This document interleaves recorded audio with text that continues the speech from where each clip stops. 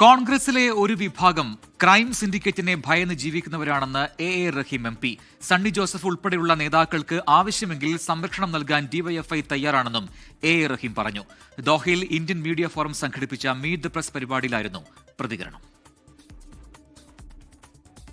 Cyber ആക്രമണം ഉൾപ്പെടെ കോൺഗ്രസിലെ ഒരു വിഭാഗം ക്രൈം സിൻഡിക്കേറ്റിനെ ഭയന്നാണ് ജീവിക്കുന്നതെന്നും സണ്ണി ജോസഫ് ഉൾപ്പെടെയുള്ള മുതിർന്ന നേതാക്കൾ വരെ ഇവരുടെ ഇരകളാണെന്നും എ റഹീം എം പി പറഞ്ഞു. ഹൂ കെഎസ് എന്ന ടാഗ്ലൈനിൽ പ്രവർത്തിക്കുന്ന ഈ സംഘത്തെ നിലക്ക് നിർത്താൻ കഴിയാത്തത് വലിയ ദുരന്തമാണെന്ന് ആക്ഷേപിച്ച അദ്ദേഹം പാർട്ടിക്കകത്തെ ഈ ക്രൈം സിൻഡിക്കേറ്റിന്റെ സമ്മർദ്ദങ്ങൾക്ക് പ്രതിപക്ഷ നേതാവ് വരെ വഴങ്ങിക്കൊടുക്കുന്നതായും ആരോപിച്ചു. കേരളത്തിലെ കോൺഗ്രസ് അതൊരു എന്താ പറയാ, ഒരു വിഭാഗം ഒരു ക്രൈം സിൻഡിക്കേറ്റിന്റെ കയ്യിൽ പെട്ടിരിക്കുന്നു. ഇതാണ് അഭിപ്രായം.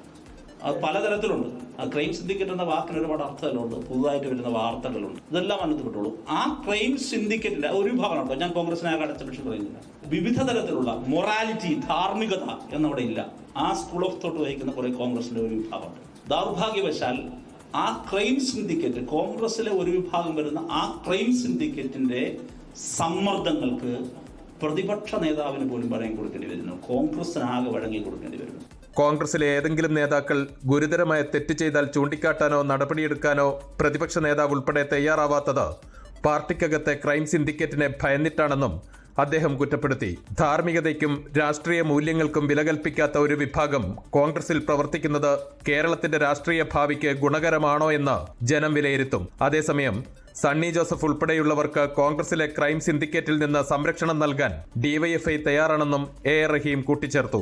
ഈ ക്രൈം സിൻഡിക്കേറ്റിന് മുമ്പിൽ കോൺഗ്രസിന്റെ നേതാക്കളൊന്നും പേടിച്ചു നിൽക്കേണ്ട എന്നാണ് ഞങ്ങളുടെ അഭിപ്രായം. നിങ്ങൾ പേടിക്കണ്ട, വേണമെങ്കിൽ പ്രൊട്ടക്ഷൻ ഡിവൈഎഫ്ഐ തരാം. പേടിക്കുന്നു, വല്ലാതെ പേടിക്കുന്നു. സണ്ണി ജോസഫ് വളരെ മുതിർന്ന നേതാവല്ലേ, സണ്ണി ജോസഫ് KPC പ്രസിഡന്റ്, അതേ ഇരിക്കുന്ന സ്ഥാനം ഒക്കെ അദ്ദേഹം നോക്കണ്ടേ. പ്രവാസികൾ നേരിടുന്ന ഉയർന്ന വിമാന ടിക്കറ്റ് നിരക്കുമായി ബന്ധപ്പെട്ട പ്രശ്നം പരിഹരിക്കാൻ എയർ കേരള നിലവിൽ വന്നതുകൊണ്ട് കാര്യമില്ലെന്നും വിമാന ടിക്കറ്റ് നിരക്ക് റെഗുലേറ്റ് ചെയ്യാൻ സിവിൽ ഏവിയേഷൻ തയ്യാറാകണമെന്നും അദ്ദേഹം അഭിപ്രായപ്പെട്ടു. അദാനിയും ടാറ്റയും ഇൻഡിഗോയും ഉൾപ്പെടുന്ന ത്രീമൻ ആർമിയാണ് സിവിൽ ഏവിയേഷൻ നിയന്ത്രിക്കുന്നത്. ഇതിന് മാറ്റമുണ്ടാകണമെന്നും എ റഹീം എം പി കുറ്റപ്പെടുത്തി. മീറ്റ് ദ പ്രസിൽ IMF പ്രസിഡന്റ് ഓമനക്കുട്ടൻ അധ്യക്ഷനായി. ട്രഷറർ RJ രതീഷ് സ്വാഗതം പറഞ്ഞു. സെക്രട്ടറി അൻവർ പാലേരി നന്ദി രേഖപ്പെടുത്തി. അൻവർ പാലേരി, 24 ദോഹ. ലോകത്തെവിടെയായാലും ഏത് സമയത്തും 24 വാർത്തകളും ഓഗ്മെന്റഡ് റിയാലിറ്റി പാക്കേജുകളും എക്സ്പ്ലെയിനറുകളും വിശദമായി കാണാൻ ഞങ്ങളുടെ YouTube ചാനൽ നിങ്ങൾക്ക് സബ്സ്ക്രൈബ് ചെയ്യാം.